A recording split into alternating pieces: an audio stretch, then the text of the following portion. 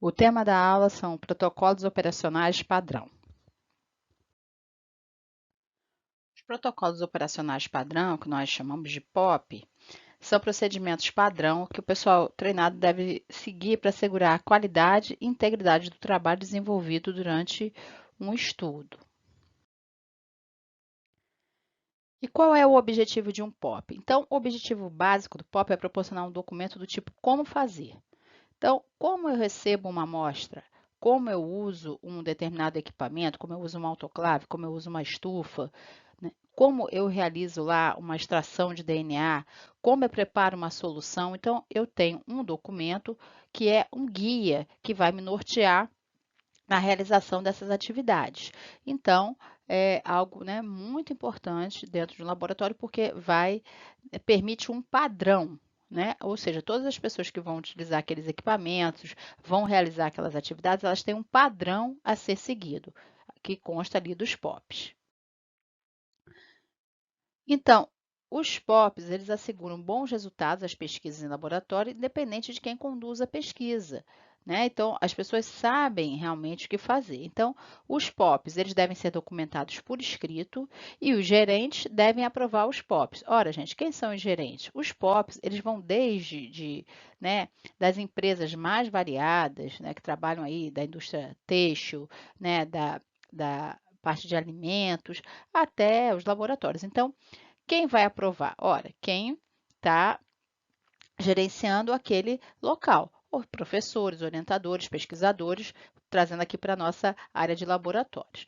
E a adesão aos POPs assegura a qualidade e a integridade dos dados de estudo. Então, eu posso confiar naqueles dados que estão sendo gerados, porque eles têm um padrão que está sendo seguido. Os POPs, eles devem ser redigidos com clareza e sem ambiguidade, ou seja, algo, né, que não seja muito claro, né, que a pessoa fique em dúvida. Isso não deve constar num POP, ele deve ser claro. E que possam ser entendidos e seguidos tanto pelo pessoal experiente como inexperiente no laboratório. Isso quer dizer o seguinte, que mesmo uma pessoa que entre para fazer um doutorado ou o aluno que acabou de entrar, que começando sua iniciação científica, aquele POP seja tão claro que as pessoas consigam entender, independente, né, da sua experiência, do seu tempo dentro daquele laboratório. Além disso, os POPs visam minimizar a introdução de um erro sistemático em um estudo, assegurando que todo o pessoal utilize o mesmo procedimento para uma operação específica. Isso quer dizer o seguinte: a pessoa vai lá e começa a usar uma solução mais diluída ou mais concentrada, né? Aquela coisa que não está seguindo o padrão, não está seguindo o POP, e esse erro acaba sendo passado ali a outras pessoas. Então, o POP, ele visa minimizar a introdução desses erros, né? Você ter realmente um padrão a ser seguido nas operações realizadas ali dentro do laboratório. E quando um POP é necessário? Três conceitos vão definir a necessidade de um POP. Os POPs dizem respeito a dados resultantes de medições, de cálculos, de observações registradas e de procedimentos. Eles vão assegurar a qualidade e a integridade dos dados e focalizam atividades que têm algum impacto sobre os resultados do estudo que está sendo realizado. Bem, o que devem conter os POPs? O nome do laboratório, o título, a identificação, a assinatura, a data de elaboração, revisão e aprovação do POP, o número da versão atual, porque o POP ele pode ser revisado, ele pode, né, ter versões mais atualizadas, nós vamos ver mais à frente, o número do documento, todas as páginas devem ser numeradas, constando a quantidade total de páginas na primeira página. Veremos mais à frente, vai ficar mais claro. Então, aqui é um exemplo, né, de um cabeçalho que a gente consegue ver, né, a paginação. Então, vocês vejam aqui, né, eu estou aqui, um exemplo é a folha 8, né, página 8 de 17 folhas, tá? A revisão, então, esse POP aqui, ele já está na sua quinta revisão, tá? O logo do laboratório e o título aqui, né, do POP. Então, um exemplo. Tá? Esse cabeçalho deve ter um título significativo com palavras-chave descritivas, os números de identificação e a versão, como nesse exemplo aí anterior era a quinta versão, a data de entrada em vigor, o nome do autor em letras de imprensa e assinatura datada, né? Então, tem que ser assinado, e o nome do gerente, que aprova em letras de imprensa e assinatura datada. Então, esse gerente vocês já entenderam que aí, né, depende do contexto onde esse POP vai ser realizado. Então, pode ser, né, o pesquisador, o professor, orientador, etc. Bem, tem que saber qual é a finalidade, né, o escopo e a finalidade do POP, o texto do procedimento, as partes revisadas, se foi feita a revisão, e o POP, para facilitar, dependendo, né, do que está sendo tratado nesse POP, não há nenhum impedimento dele conter figuras e fluxogramas, tá? Porque muitas vezes uma figura e um fluxograma, ele já facilita o entendimento e a memorização da equipe. Então, muitos POPs podem conter aí figuras e fluxogramas que realmente, por vezes, é a melhor opção.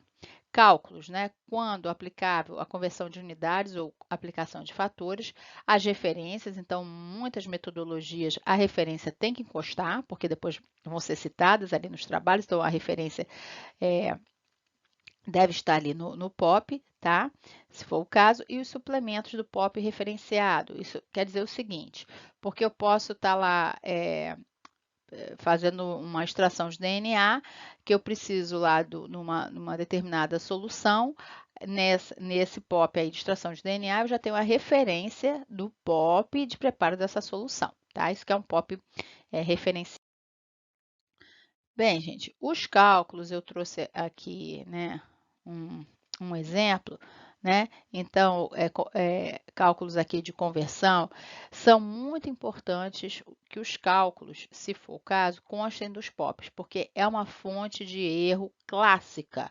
São erros de transformação de unidades, né?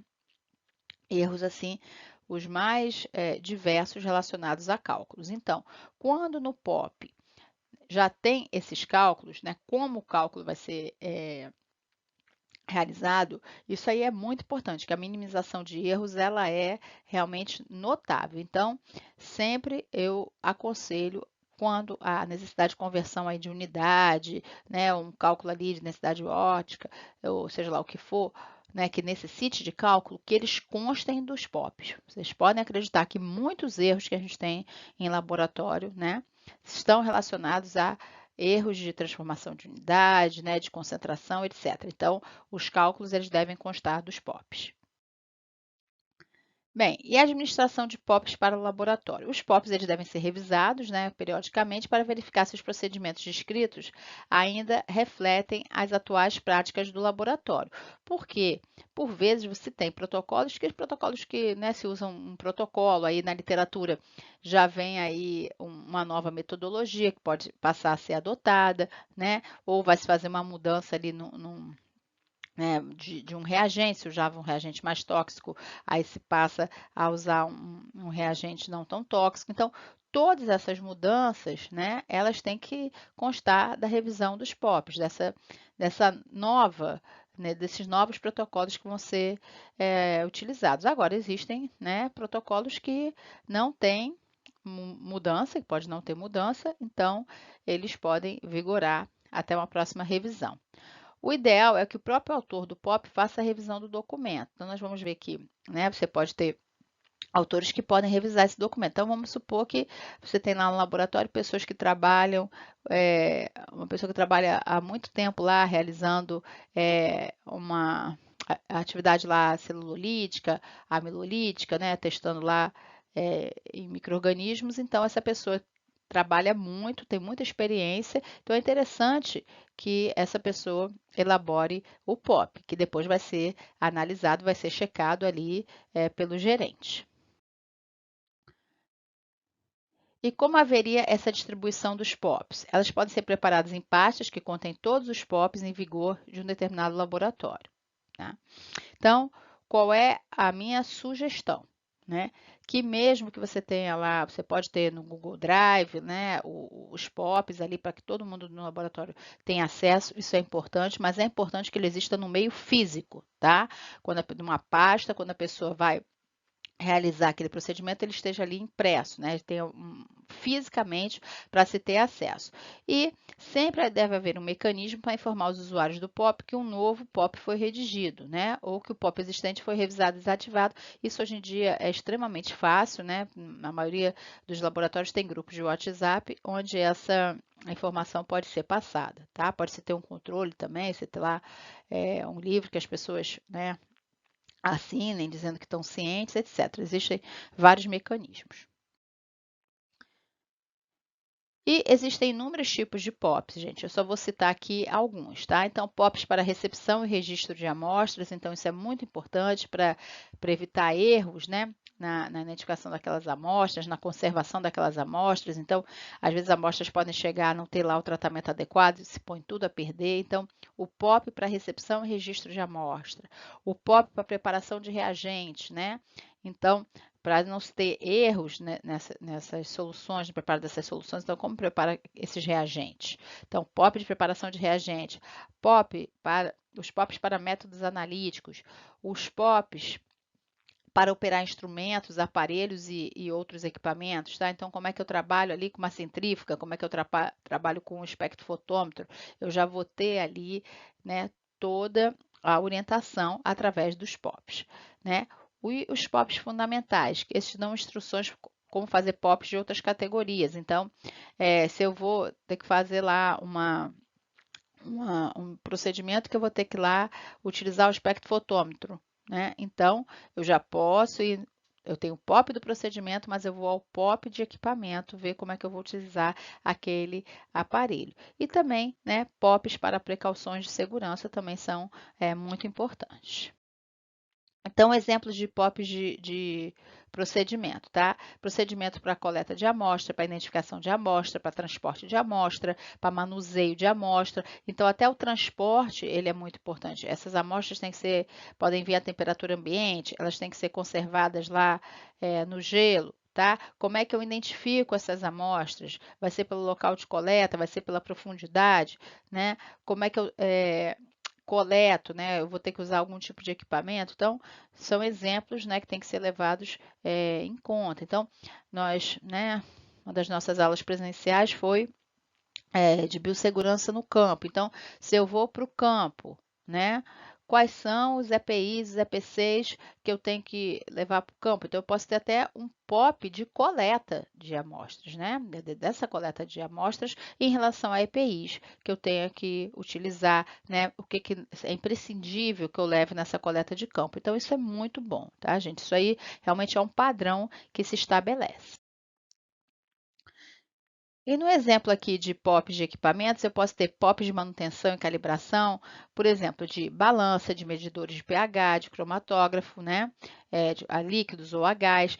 Então, POPs de manutenção, como é que é a manutenção do banho-maria, de um autoclave, de uma capela. Então, todas essas informações também vão estar ali descritas nos POPs. E os POPs de equipamentos, eles devem detalhar os métodos, materiais e as programações utilizadas, inspeções de rotina, de limpeza, de manutenção e calibração. Então, até após usar lá um equipamento, que tipo de limpeza eu tenho que realizar ao término do uso daquele equipamento. E, é óbvio, né, gente, a manutenção adequada ela é indispensável para criar condições laboratoriais necessárias a um estudo. Infelizmente, né, nem sempre a gente consegue fazer a manutenção dos equipamentos, que para isso tem que se ter uma verba, mas ela realmente né, é uma condição assim, imprescindível para se realizar né, os estudos em laboratório. Então, vamos ver aqui um exemplo de um POP, né? Tem inúmeros aí, então né, trouxe aqui que é um POP de equipamento, tá? Que é o POP aqui do microscópio, então vocês estão vendo aqui o logo, tá? Que é da Secretaria de Saúde do Estado do Piauí, o Laboratório Central de Saúde Pública, tá? Então a gente está vendo aqui, né, o logo. Então, eu tenho o título, né, que é microscópio, eu tenho o número do POP, eu tenho, né, dizendo quantas são as páginas, na numeração a página, então essa aqui é a primeira página de 6 e é a primeira revisão. Quem elaborou o POP, quem revisou o POP e por quem foi aprovado, tá? Então, qual é o objetivo, né? O campo de aplicação, as referências, né? As responsabilidades, o procedimento, aí já se diz aqui quais são os componentes do microscópio. Então, eu tenho aqui as objetivas, tubo, oculares, platina, condensador. Tá? E aqui todo o procedimento, como eu vou manusear este equipamento, tá? Então, ajustar a distância, colocar a objetiva, tudo muito explícito, né? De forma muito clara para evitar a ambiguidade. Bem, o outro item aqui é a manutenção. Quais são os cuidados que eu tenho que ter com esse equipamento, certo? Como eu faço a limpeza desse equipamento? Tudo descrito no, tá? Como eu conservo esse material, esse equipamento e condições que podem ser consideradas inadequadas para o armazenamento, tá? Então, todas tudo, né, é bem claro, tá? Então, aqui ele é só um exemplo, a gente não tem assinatura, mas quando é um POP realmente, né, que é interno, ele tem que ter assinatura lá do gerente. No caso aqui é o gerente, né, técnico. Ele vai ter que assinar, tá bom? Então, aqui a gente vê também, inclusive, o histórico de revisões, tá? Com a data de quando que foi revisado. Tá? Então, tudo que eu comentei aqui a gente vê um exemplo. Não vou, né, a gente trazer outros POPs para não ficar algo muito cansativo, então esse aqui é um POP de equipamento, mas a gente tem POP aí, né, como falei para vocês, né, de inúmeros protocolos de laboratório, né, de manutenção aí de equipamentos, de coleta, de recebimento de amostra, então inúmeros POPs, que são de grande valor, tá? Isso aqui é um padrão, uma norma que eu estabeleço, né, de atividades dentro de um laboratório. Então, as empresas adotam os POPs, né? Os laboratórios têm que adotar os POPs e sempre, né, que um novo método é inserido, tem que ter a elaboração dos POPs.